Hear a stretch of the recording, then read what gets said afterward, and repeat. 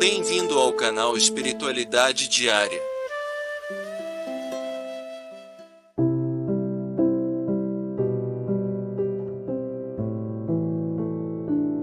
Terapia do espelho é proposta por uma das maiores psicoterapeutas da atualidade, a doutora Louise Hay. É uma das vidas maravilhosas dessa terapeuta americana. Ela sugere que nós fiquemos diante do espelho e nos olhemos, porque nós não gostamos do que vemos no espelho. Eu gostei de ter o nariz ainda de Bergman, gostei de ter a orelha grande, gostei de ter o cabelo, a franquinaça. Nós temos sempre os desvios de comportamento e não gostamos da nossa imagem. A célebre atriz Cher já fez 21 cirurgias, inclusive tirou costelas para melhorar a cintura, é porque ela não gosta do corpo, com o respeito que ela me merece, e segundo a imprensa. Então nós temos uma reação inconsciente e preferiríamos ser outra. Quantas vezes, se eu fosse fulano, se eu tivesse a sorte de Beltrano, é porque nós não estamos lá. Nós estamos olhando a projeção no espelho. E a doutora Louise Hay pede que nós nos olhemos no espelho e passemos a amar o que nós vemos no espelho. Há 3 exceções nessa terapia do espelho. Você não pode ser elogiado, mas que rostinho lindo. Não pode. Não pode censurar, mas que cara horrorosa. Não pode justificar-se. Bem, eu estou assim porque apenas olhe-se. Os senhores me dirão, mas o Divaldo é muito ingênuo, será que ele acha que eu nunca me olhei no espelho? Acho. Nós olhamos detalhes no espelho. Se fecharem os olhos e tentarem ver como é o rosto, vai ser bem difícil identificar. A evidência são os artistas quando fazem o autorretrato. Eles pintam olhando-se, porque não conhecem de memória o rosto.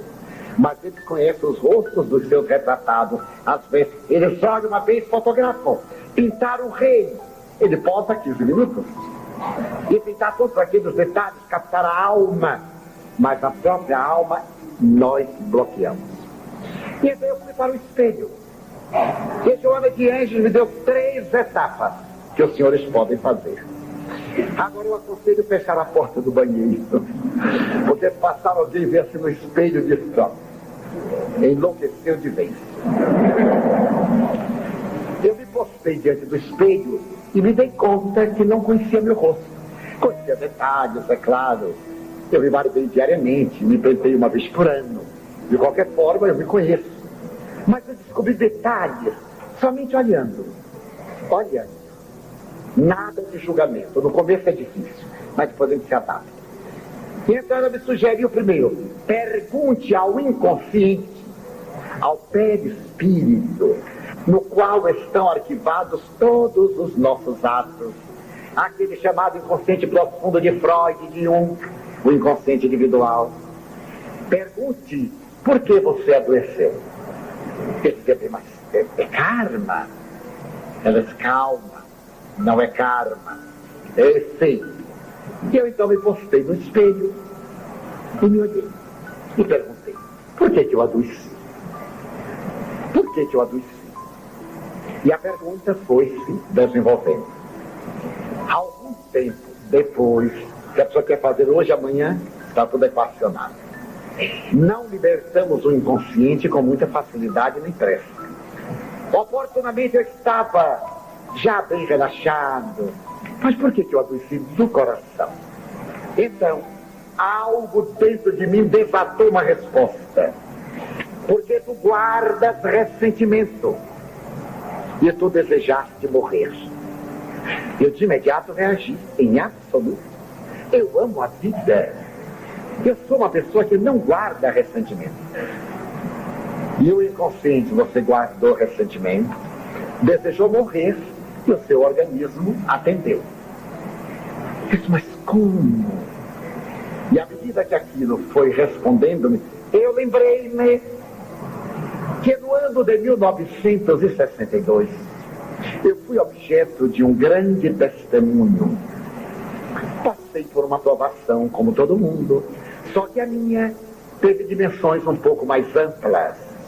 E na época, muito jovem, inexperiente, eu resolvi silenciar em absoluto. Eu silenciei 30 anos, até quando eu pude falar com naturalidade. As pessoas perguntavam e eu disse, não, eu não sei. Alguns me hostilizavam, e eu achava graça, como são frágeis as amizades. Pessoas que eram amigas me beijavam, depois eram tão hostis. Naquela época, 1962, eu recebi 1084 cartas agressivas. Arquivei-as todas. E respondi a todas. Porque a pessoa queria me magoar, então ele dava de dia, recebi sua carta. Aí a pessoa ficava contente. Agradeço e arquivava. Superei totalmente. E agora o inconsciente me dava essa resposta. Eu acreditava que na época do problema eu havia reagido maravilhosamente para o meu nível de comportamento psíquico e para o meu nível de esclarecimento de consciência. Agora a consciência me dizia, na sua realidade profunda do inconsciente, que eu não havia reagido bem. Eu me recordo, fazendo uma análise profunda, que ante a intensidade do problema, eu digo, meu Deus, há coisas tão desagradáveis na vida que a morte é um alívio. Notem a colocação e a ressonância. Porque talvez se eu desencarnar, seja bom para todos. Porquanto eu não vou entrar em litígio, não vou disputar coroas, não tenho o menor interesse, estou jogando nesse time porque não tem outro. E pensei, eu digo, bem, eu tenho a impressão que eu irei desencarnar. E como foi algo que me afligiu muito, eu emagreci bastante. Emagreci 14 quilos em apenas 22 dias. Porque me desapareceu o apetite, a angústia profunda, contraí uma dor de cabeça de 24 horas, mas aparentemente não, estava bem, por dentro era angústia. Agora, 22 anos depois, eu estava diante do espelho, evocando aqueles acontecimentos. E eu consenti dizer, você desejou morrer. E eu reagi, digo, mas eu não quis morrer. Eu achei que seria uma solução, eu não pensei em suicídio. E o consciente disse, não é suicídio. Você achou que a morte era uma solução, e a morte não soluciona. A morte abre espaço. Aí eu concordei. Eu digo, muito bem. Mas por que eu tive o problema? Porque você guarda ressentimento. Eu digo, mas eu não guardo ressentimento. Guarda. Porque a verdade é cruel, né? E a gente tem que ter coragem de enfrentá-la. Eu digo, mas eu não desejo mal a ninguém, inclusive 12 anos depois eu procurei a pessoa que desencadeou o problema. Fui visitar em absoluta paz, saudei, abracei, sem qualquer emoção. E o inconsciente assim, você guardou mágoa. Mas eu não guardei mágoa. Guardou. Toda vez que você abordava o assunto, você tinha disritmia cardíaca, ficava emocionado, ficava de mãos geladas e se emocionava. Ele, mas isso é emoção. O inconsciente dizendo, não, é mágoa. Você achava que era injustiçado. É verdade. Mas como é que pode um amigo fazer isso contra mim? A troco de quê? Vamos supor que alguém caiu. É a única hora que ele precisa do amigo, né? Na hora do êxito. E eu não conseguia digerir, mas como? Se fulano tem uma diferença comigo, ele devia dizê-la a mim e não a outrem. Então não se trata de um amigo. Mas era uma pessoa que eu respeitava, que eu estimava. Não tinha lógica, então isso mascarava a minha mente. E como eu não digeria racionalmente, eu achava que era uma injustiça. Então o meu inconsciente dizia, você ficou com mágoa.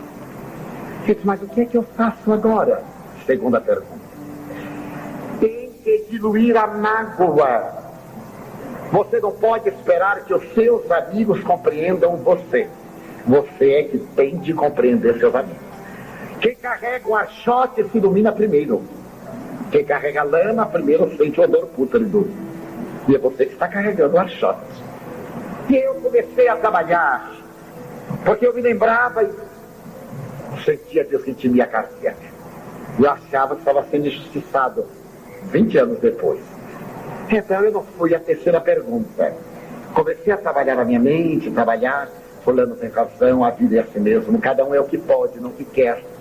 E depois de uns meses de autossugestão, eu no arisei. E certo dia, eu estava conversando e casualmente abordei com um amigo, algo mais ou menos. E de repente eu me dei conta que estava falando sem emoção, como se estivesse falando a respeito de uma história que eu li no jornal, sem emoção. Aí eu me concentrei assim, passou a mágoa. Terceira pergunta. E agora, o que foi que a doença me ensinou? Porque você fica doente, pega outra doença e nunca para examinar o que está errado dentro da pessoa. O que a doença me ensinou? Fui para o espelho e comecei. O que a doença me ensinou? O que a doença me ensinou? E de repente, que tu és tão frágil, como todos os frágeis. Tu que te consideravas uma pessoa resistente para a luta, que de certo modo não te deixaria se influenciar negativamente. Tu és de barro, como todo mundo. A grande lição é que todos somos frágeis, susceptíveis, transitórios, no mundo de provas e expiações. É isso que a doença te ensinou. Aí eu me dei conta que a maior fragilidade é a visão equívoca que nós temos de nós mesmos. Isso é uma fragilidade de caráter. E que nós, tendo no corpo, somente nos consideraremos vitoriosos quando sairmos do corpo. A partir daquele momento, abriu-se-me um espaço imenso para querer bem. Querer bem a natureza, querer bem as pessoas, querer bem aqueles que nos são inamistosos. Toda pessoa pública é amada e detestada, mais detestada que amada, por um princípio natural. Aqueles que são mais reagentes dos que os que são ativos. Os reagentes estão sempre contra tudo. Eles antipatizam a pessoa e a partir daí eles vibram contra, desejam mal. E nós não iremos permitir que eles administrem a nossa conduta. Se eles pensam mal de nós vamos pensar bem deles. Vamos devolver em vibrações de paz. Então, para nós conseguirmos a saúde real, aqueles que aqui estão doentes, e há vários, acerquem-se no espelho, olhem-se com ternura por si mesmos, sem pieguismo e sem compaixão. Perguntem como vocês que pensam: Deus meu, por que eu estou doente? Seja qual for a doença: osteoporose, degenerescência cancerígena, parkinsonismo, resfriados pertinases, bronquites. Pergunte, porque a resposta está dentro. Agora tenha o empenho de ser honesto na sua autoanálise e queira realmente adquirir saúde. Mas se nós estamos enfermos, seja qual for o problema, nunca abandonemos a medicina. A ciência é instrumento de Deus e dissemos que a divindade manda missionários para tornar a nossa vida menos sofrida. Mas não nos detenhamos aí. Vamos recorrer hoje às neurociências, que não são paralelas, são ciências de ponta, de alta tecnologia. Vamos fazer a viagem para dentro de nós e vamos buscar outros recursos, principalmente o poder que está em nós, porque nós somos deuses. Deus está em nós através do psiquismo que nós somos. Ele está em nós em germe. Se desenvolvermos esse germe, ele se agiganta e naturalmente tornará a nossa vida mais aprazível, mais apetecível. É só sem emprego. Então a minha tendência é culpar a sociedade, o governo, culpar o contexto e viver amargamente. A falta de emprego leva à doença, fatores psicossociais. Por essa razão, a Organização Mundial de Saúde definiu: saúde não é falta de doença. A verdadeira saúde é resultado de 3 fatores que se entrelaçam: bem-estar psicológico, harmonia fisiológica e equilíbrio socioeconômico. Se nós estamos com uma dessas facetas cambaleantes, nós não estamos saudáveis. É como o Brasil. A saúde financeira do Brasil é muito grave. Mas não é um país doente. É um país de doentes morais na administração, com algumas exceções, sem dúvida. Mas é a saúde econômica que está abalada. Outras áreas da saúde estão muito bem.